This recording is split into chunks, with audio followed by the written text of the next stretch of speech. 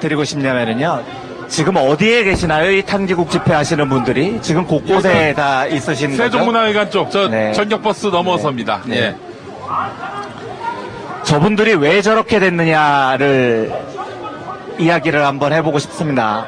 아, 예. 우리나라에서 가장 가난한 민중들입니다. 네, 제가 오늘 전철을 타고 오면서도 봤을 때 누구보다도 가난하게 사신 게 티가 나는 사람들이고요. 그런데 저분들이 왜 저기에 가서 태극기를 들고 저렇게 악을 쓰는지에 대해서 사실은 많은 경제학적, 사회적, 정치적인 분석이 있습니다만 예. 그 분석 중에 제가 제일 마음에 와닿고 제일 마음이 끌렸던 분석은 소스타인 베블렌이라는 유명한 좌파 경제학자의 분석입니다. 예. 근데 이 베블렌이라는 사람은 제가 언제 한번 나중에 지금보다 환경이 조금 좋으면 자세히 한번 소개를 해드리겠습니다만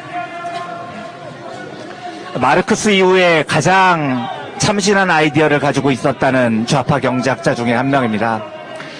베블렌에 대해서는 대단히 할 말이 많은데요. 이 베블렌이 왜 가난한 사람들이 보수적이 되느냐에 대해서 어떤 분석을 하냐면 가난한 사람들은 먹고 살기 위해서 굉장히 빠른 속도로 사회 질서에 순응할 수밖에 없다는 겁니다. 예, 예. 그러니까 하루에 2만원, 3만원 버는 사람들은 이 2만원, 3만원이라도 벌기 위해서 최선의 방법이 뭐냐면 공사 현장에 나가면 십장이라고 하나요? 예. 그 지도자의 말을 제일 잘 들어야 2만원을 받습니다. 그리고 길거리에서 노숙을 하더라도 그 노숙 질서에 가장 정확하게 편입이 될 때 그 돈을 받습니다. 예. 우리 청년들이 알바 현장에 가면 시간당 6,350원을 받는데 그 사장님의 말씀에 가장 잘 복종해야 그 돈을 받는 겁니다. 그러니까 가난하면 가난할수록 질서에 순응해야만이 생존에 훨씬 더 유리해진다는 거죠. 그래서 베블렌이 보기에 가난한 사람들은 질서에 순응적인 시스템 속에서 살 수밖에 없고 예. 사실은 모든 인간은 보수적일 수밖에 없는 한계를 지니고 있다고 얘기를 합니다. 예. 그러니까 이게 성가신 겁니다. 이 사회 시스템에서 뭐가 잘못됐어. 이 체제는 잘못됐어. 사장이 하는 말은 잘못됐어. 대통령이 하는 말은 잘못됐어. 하고 거부하고 반항하고 촛불을 들고 저항을 하는 건 생각보다 너무너무나 성가시고 힘든 일이어서 이걸 하기까지는 사실은 사람들의 마음의 여유가 필요하고 공부도 필요하고 마음의 준비도 필요한데 가난한 사람들은 그러지 못한다는 거죠. 네. 하루하루 벌어먹고 살기 위해서는요. 그러다 보면 이 사람들은 어떻게 되냐면 자기가 사는 이 세상 속의 질서에서 윗사람들이 지시하는 것에 대해서 고스란히 순응하는 이 질서에서 누군가의 지도자가 나타나서 나를 이끌어주기를 원합니다. 그래서 지도자가 강하게 너는 이렇게 해. 오늘은 3시부터 4시까지는 벽돌을 날라. 이렇게 얘기를 해주는 게 가장 편안한 삶이 되고 그 삶에 순종하는 걸 행복이라고 생각을 하게 되는 거죠. 예. 지금 저분들이 외치고 있는 게 저겁니다. 어떤 논리가 있는 게 아니죠. 박근혜는 박정희는 우리의 지도자야. 예. 박근혜 하고 외치고 있는 겁니다. 그 단순함이 저분들의 삶의 의미인 겁니다. 그러니까 더 이상 고민을 할 수 없는 저 지경은 어쩌면 사회체제의 가장 가난한 곳에서 사시는 분들의 숙명 같은 걸지도 모르겠습니다. 예. 두 가지를 더 말씀드리고 싶습니다. 하나는요. 요즘 그 제1야당의 정치적인 부진함 여기에 대해서 여러 이야기들이 많이 나오고 실망하셨다는 분들도 있고 뭐 말씀들도 있지만 저는 그렇게 화가 나진 않았어요. 사실 진심입니다. 그러니까 한계라고 생각을 했습니다. 그럴 거라고 믿었습니다.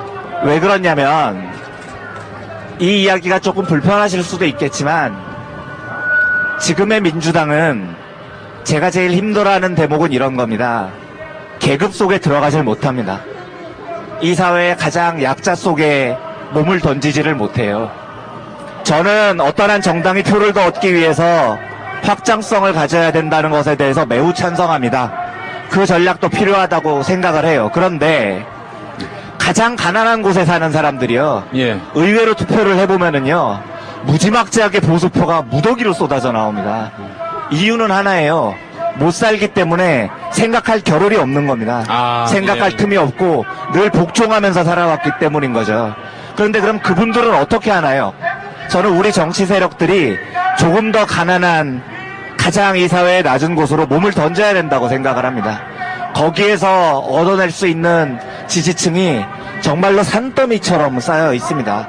우리 경상북도 북부 지역의 농민들 보면 대한민국 농민들 중에서도 가장 가난하신 분들입니다.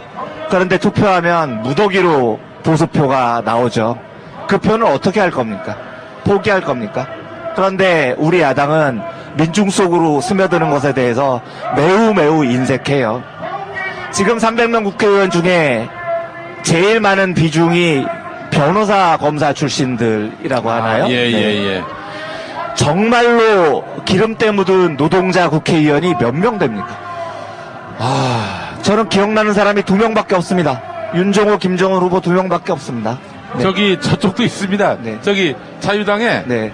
그 장석춘이라고 한국노총 출신. 한국노총은 사람 취급 안 하겠습니다, 일단. 그게 우리 야당의 현실인 겁니다. 네. 정말로 트랙터로 농민들과 함께 농작지를 경쟁한 농민들은 몇 명이 있습니까? 네. 김영건 의원 1명밖에 없습니다. 대한민국 민중의 을 대표하는 곳이 의회인데 왜 정부 법조위 출신의 스카이 출신의 이런 사람들이 노동자를 대표한다고 공부를 하는 사람을 뽑습니까? 농민을 대표한다고 말을 하는 사람을 뽑습니까? 저는 정말 우리 야당이 기층계급의 계급성을 가지고 가장 가난한 지역으로 양복을 벗고 뛰어 들어갔으면 좋겠습니다.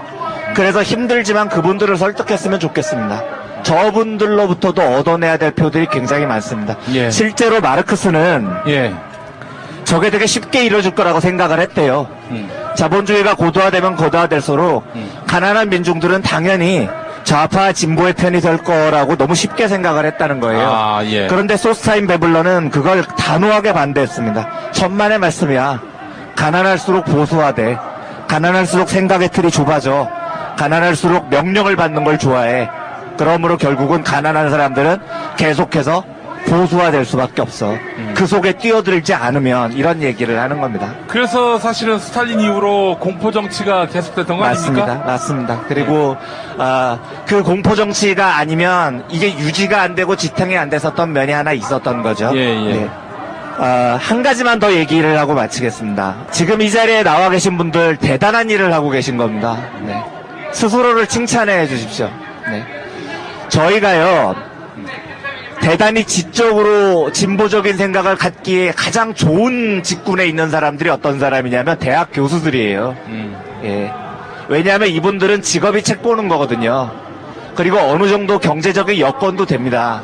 이런 분들은 공부하고요, 왜 저항해야 되는지를 책으로 보고요, 사상가들의 이야기를 보고요, 그래서 자기의 머리를 발전시키면서 이 진보의 영역에서 논리를 개발하기 되게 쉬워요. 예. 그런데 삶에 찌들리는 우리 같은 사람들은요, 월급 받아서 먹고 살아야 되는 사람들은요, 하루하루 내 자식들을 돌봐야 되는 사람들은요, 진짜 이 진보의 편에 서기가 쉽지 않습니다. 네. 그리고 되게 쉽게 복종하게 됩니다. 그런데 저는 이 촛불혁명이 정말 위대하다고 생각을 하는 게, 네. 우리가 그렇게 살기 힘들고 하루하루 살기가 어려운데도 우리가 이게 옳다는 정신적인 자각을 스스로 해낸 겁니다. 예. 그리고 그걸 팟캐스트를 들으려고 하던 뭔가를 읽으려고 하던 우리가 이것이 옳다는 걸 입증하기 위해서 공부하고 저항에 대해서 옳음을 우리 스스로가 계속 찾아 나온 거죠. 예. 제가 제일 처음에 그 종철이 얘기도 했지만 가난할수록 체제에 순응하는 게 살기 편합니다. 네. 교통질서 잘 지키는 게 살기 편해요. 집시법 위반 안 하고요. 돈 많은 애들이나 정일성 같은 재벌들이나 일 삼아서 운전을 할 때 교통신호 위반하고 다니지만 우리는 교통신호 위반도 못 하잖아요. 집시법 위반하면 100만 원 벌금 받는 거 그것도 힘들어 하잖아요. 예. 그런데 우리는 그 질서가 잘못됐다는 걸 깨닫고 고민하고 촛불을 들고 여기에 나왔습니다. 예. 그래서 대단하신 겁니다. 스스로를 토닥토닥여 주시고요. 예. 격려해 주시고 스스로를 칭찬해 주십시오. 그리고 얼마 안 남았는데 예. 박근혜 탄핵을 이뤄내고 난 다음에 예. 스스로에 대해서 작은 상을 하나씩 주시기 바랍니다. 예. 내가 이 먹고 살기 힘든 와중에서도 이곳을 지켜왔고 그래서 이 역사의 큰 진전을 이뤄내는 주인공이 됐다는 사실에 대해서 한 가지씩 자신한테 포상을 해주십시오. 저는 집 앞에 고등어 횟집, 그렇게 비싸지 않는 횟집이 하나 들어왔던데 아직 한 번도 안 먹어봤거든요.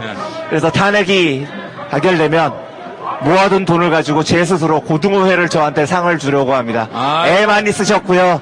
얼마 안 남았습니다. 스스로를 충분히 칭찬해 주시고 자긍심을 느껴주셨으면 좋겠습니다. 예. 아니, 솔직히 스스로뿐만 아니라 자손 대대로 칭찬을 받은 맞습니다. 네, 대단한 일을 하신 이뤄낸 겁니다. 거 아닙니까? 네, 그렇습니다. 스스로. 네. 그래서 이 정의가 승리하는 세상을 만드는데 네. 우리 아버지, 할아버지, 어머니, 할머니가 이 네. 역할을 했다. 이거 얼마나 큰 공로입니까? 맞습니다. 그러니까 우리가 네. 서로를 격려해주고 스스로에게도 격려해주고 네. 또 격려를 안 해주면 막 혼을 내고 뭐 그렇습니다. 것 같습니다. 예. 네.